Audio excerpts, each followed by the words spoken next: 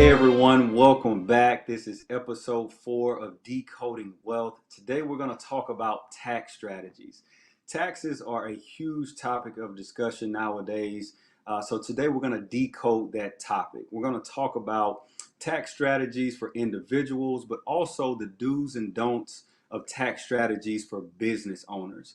Now, I will advise you, make sure that you have pen and paper ready. My guest for today has a lot of great information to share for you, or share with you, I should say. So make sure that you're in a position to receive this information so that ultimately you can apply it. I won't waste any time today because I want to make sure we have enough time to cover everything and take a deep dive. So I want to introduce my special guest, CPA, Mr. Demario Black.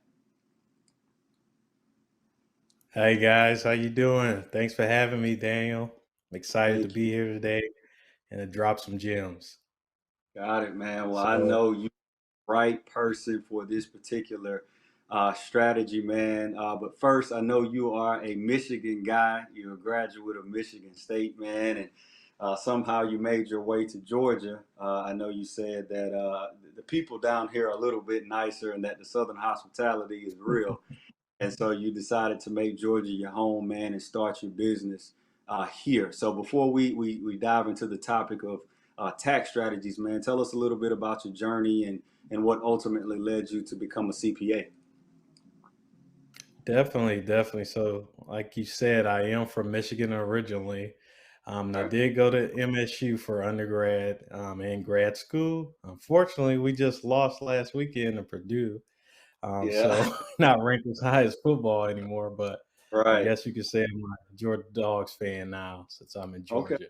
We'll But take I it. started my practice in Michigan with the intent to help those reach financial success. I knew there was a lack of CPAs in our community, but there only being 1% that are black. So I felt obligated to be a resource in the financial literacy gap that I saw.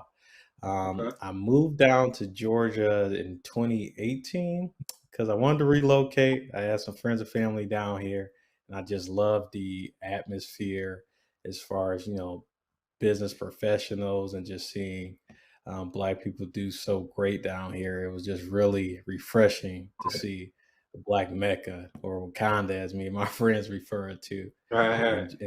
but it's really true in a sense. But I've been down here. My practice has been growing, helping small business owners and personal people. So we focus mostly on tax strategy, some business services that include bookkeeping, payroll, business formation, and tax planning within that. And then more recently, adding financial services as far as insurance and annuities and securities to make sure we provide all the services we can in house or best advice we can to our clients. Got it. Okay. Got it. So it's a lot, man. You wear a lot of different hats, man, doing a lot of great things. And you've been here long enough, man, for us to claim you as a Georgia resident, man, since you've been here for a couple of years. So I heard the reference of you wanting to be a Bulldogs fan, man. So we welcome that as well. So we'll start from the top, man. It's so many different things that we can talk about around tax strategies, but let's just start from a base level or from the basics. First of all, really, what is a CPA and why is it beneficial for individual or business owner to have a CPA? That's a great question. A lot of people don't know that a CPA is a certified public accountant. So all CPAs are accountants, but not all accountants are CPAs. A CPA has to go through a little bit more rigor of training as well as education, and then pass a series of exams to obtain that license. And the big difference maker is mostly the experience level. And I'm not going to say accountant can't have the experience level, but there's certain things CPAs can do that most accountants can't, like sign off on audits and reviews and certain financial documents for a company. So it may be equivalent comparison to maybe a doctor or a nurse. Not to say a nurse doesn't, can't help you, but So there's a sometimes difference. you do need a doctor for a proper diagnosis. So I would say we're kind of like the doctors in our industry, or the highest achievement level in our field. So a business person and personal person seeking tax advice or business advice should seek a CPA, because accounting is sort of the language of business. So it's the Right. foundation. If you purchase a home, you need a strong foundation to be able to build it up. So when it comes to your finances and the knowledge that you have, to waver through the financial changes with taxes and planning in your life, it's good to have a financial expert on your team. Now, CPA would be best, but if you can't, other professionals in the realm will be good to consult to. But always look for an accountant when you're talking Mhm. about your taxes or any financial advice within a business to add that value. Yeah. Great point. And I appreciate you for, explaining that. I think it's good for the audience to understand exactly what a CPA, CPA is and what they have to offer. And, that's just a good way to start before we really go into this whole topic around taxes. Now, I know, and you referenced that one of your primary markets is business owners. And of course, I know you work with individuals as well. But let's talk about the process. When you're dealing with business owner clients, what does that process look like in terms of helping them with tax strategies and just that overall tax preparation? hmm Good point to make, because when I get a lot of business clients that need advice with taxes, we kind of skip some steps by the time they reached me. So sometimes we're working backwards to get things corrected. And I mentioned foundation before. When starting a business, you want to have proper documentation and formation for your business, right? And that means setting up as a LLC. For small business owners, don't conduct or transact business without forming an LLC. Mm. And that's more on the legal side, because you can still transact business as a sole proprietor or individual or independent contractor. But to protect you with that corporate veil from your personal assets being attacked, or you being sued for liability for bad business, if it was to happen, you want that LLC protection. Two, Yes. you want to have professionals in place. So you may have done it yourself. You can form your LLC yourself, but you may not have a bookkeeper or a CPA on your team to correctly guide you on how to maintain those records, right? And then two or three, you may try to prepare those financials and file taxes without speaking to an expert, and you may lose deductions or be penalized for not being in compliance. And that's where I see, some problem areas. So we try to start on the ground floor and making sure you're organized correctly, then that you're operating and have the right professionals in place for your accounting department, because you are a small business, so you need an accounting department, whether that be a bookkeeper or yourself being a bookkeeper, bringing in a CPA to do that work, and then Right. Right. accurately keeping records and filing, timely and compliance, and making sure you take advantage of all your deductions when you do file. Because if you don't do these things necessarily, you may overpay in taxes, or you may not know what you don't know, right? You can hurt your hand on the field playing sports, but and think something's broke, but you don't know if it's broke until you see a medical professional, right? Right. It's kind of similar with accounting. You don't know that you're taking all the deductions that you need for the type of business or receiving the right credits if you don't consult with a professional to understand, right? Because there's also differences in the types of businesses. For instance, real estate has a big advantage with depreciation that maybe a hairstylist may not be able to take, or a barber may not be able to take with their business, right? Because in real estate, you have assets that you could depreciate on a high level. Now, if you don't know that, um, more in taxes. So we try to follow a straight line path of getting things formed right, Right. documenting and executing in the correct manner with our clients.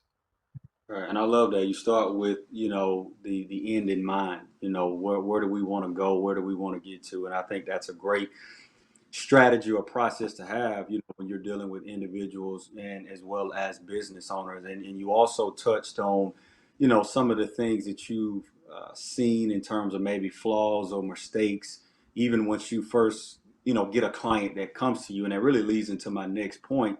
I kind of want you to touch on for our audience, what are some of the most common mistakes that you have seen made in terms of tax preparation, when dealing with business owners? The biggest one is documentation and record keeping. Mm, So a lot of owners, when they start out, they may think bookkeeping is too expensive. I'll tell you, it costs more to not know your numbers than to pay someone to have them in order, right? yeah. For instance, keeping track of receipts and expenses that are deductible can be a major factor. Because if we think back, it's November now. If we're gearing up for tax season, it's kind of hard to remember what you spent money on in January. And if you didn't, record those expenses or you lost receipts during the year, which happens, or they get wiped out or worn out due to time, Right. and you don't have an appropriate accounting system, you lose that deduction. Say that's a $500 deduction. That makes a difference on your tax return if you add that up throughout the year, right? And over the years. So you don't want to overpay in taxes just because you don't document properly or have proper bookkeeping in place. And they have a Yeah. lot of easy tools that you can use yourself as well, like Yeah. QuickBooks, for instance. QuickBooks will keep track of your receipts electronically so you don't lose them. It allows you to record your income and expenses so you know what your profit and loss and balance sheet is at any given point in time in the year. Now, you still may need some help or expertise on recording those transactions, but it's a good start to have a system in place, right, to know your numbers. It's kind True. of like, you want a bank account, you don't want to keep shoebox money in your house. It's not a good way to maintain cash flow, right? Same Yeah. with your accounting records. You want a good system. Excel is good, but it's only as good as your accounting knowledge.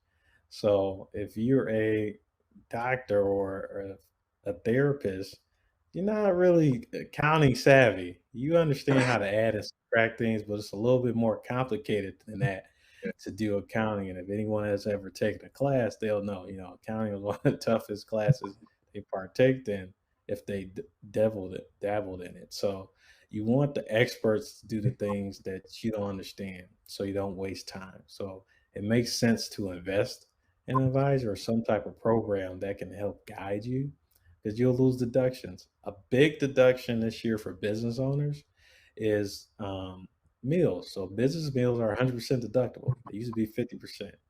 50% jump in tax deductions is a big deal for small business owners, um, Absolutely. as well as keeping track of vehicle expenses. Your vehicle expenses can be written off based off the mileage or actual expenses. A lot of business owners don't know that. They just think, I have to track my miles.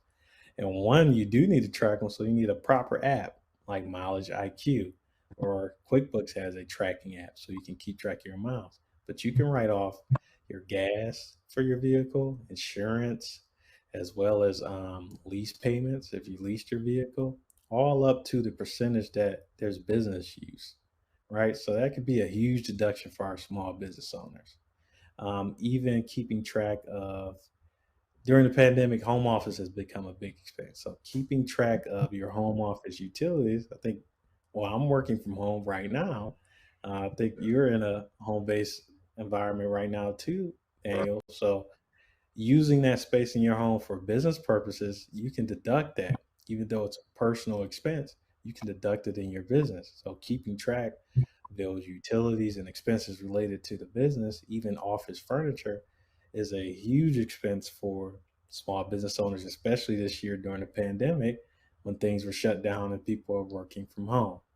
So that's one of the things where we go back to you don't know what you don't know. So advise with a tax professional. You would Some people may know that, but a new business owner may not because someone hasn't brought it up to their attention.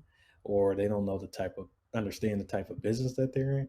But a trained CPA would know and would know based off the industry what expenses would relate to that business to help that business owner deduct and minimize their tax liability. So record keeping is a big one. I could talk about that all day.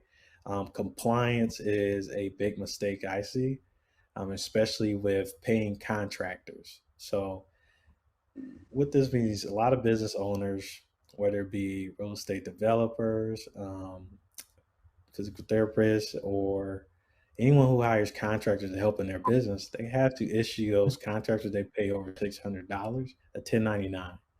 A lot of business owners try to cut corners at first by using maybe a Cash App or other platforms to just pay their contractors, but not really keeping track of who they paid and how much they paid, right? So paying under the table is actually illegal, especially if it's over $600 in an annual year.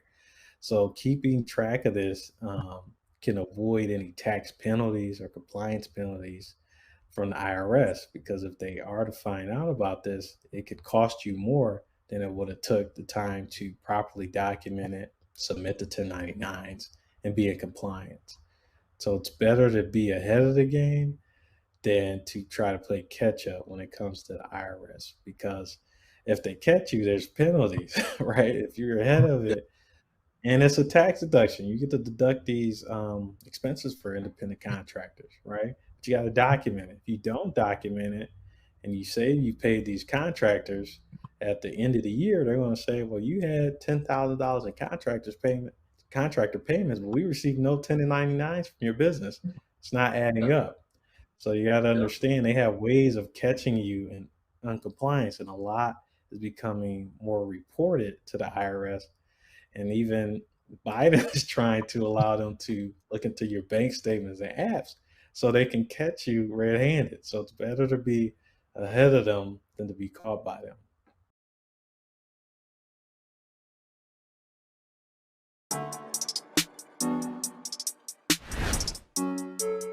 Why do you think these men don't want to get married? It really depends on an individual's why for getting married. A lot of the things that make a man good are kind of intangible, and his credit score shouldn't be the metric for what makes him good.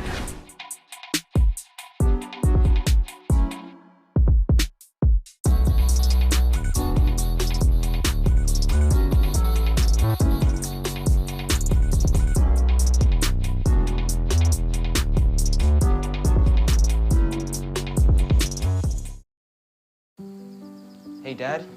I need your help asking Jessica to prom. Of course. Love is like the ocean. You have to tread the Oh, waters. Dad. That's not the kind of help I needed. Hey, Jessica. Will you go to prom with me? Yes. You don't have to be perfect to be a perfect parent. Thousands of teens in foster care can't wait to share their first with you. Today, we're going to be making some key lime cupcakes.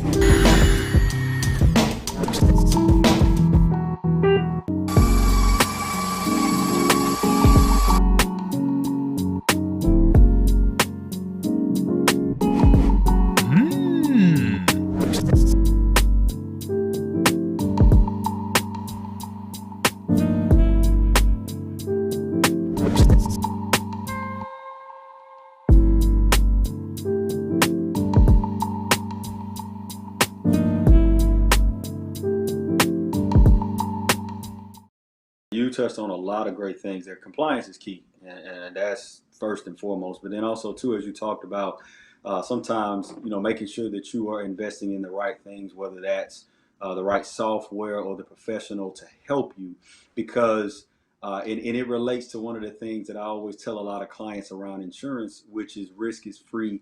You pay for protection.